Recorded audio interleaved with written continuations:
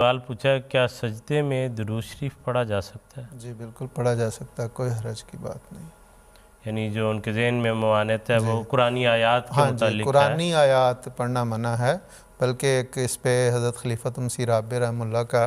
बड़ा तफसीली, शायद बाज़ लोगों के वो क्लिप निकाल लें कि किसी मौके पे बाद में हज़रत साहब ने कोई छोटा सा जवाब है, किसी पे शायद कोई ममानियत हो, लेकिन हज़रत साहब का, हज़रत खलीफत मसीह राबी रहमतुल्लाह का अपनी सेहत के ज़माने में बहुत एक तफसीली जवाब इस पे, और उस पर एक शख्स ने, मुझे याद है कि एक शख्स ने जवाब उस पर किया कि वो हुजूर वो उसमें तो हुजूर सल्लल्लाहु मोहम्मद नाम आता है, तो नाम लेने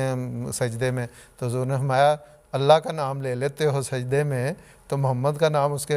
ग़ुलाम का नाम लेना कौन सी मुमानियत है। तो कोई हरज नहीं, और बड़े तफसीली जवाब उसमें हज़रत साहब ने दिया हुआ है कि दुरूद शरीफ पढ़ने में कोई हरज की बात नहीं। सिर्फ़ कुरानी आयात, और वो भी कुरान करीम का मकाम मर्तबा, उसका एहतराम के पेश नज़र हज़रत मसीह मौऊद अलैहिस्सलाम ने भी फरमाया, अहादीस में भी वाज़ेह तौर पर ममानियत मौजूद है कि रुकू और सुजूद में कुरान करीम की आयात नहीं पढ़ी जा सकती। जी ठीक है।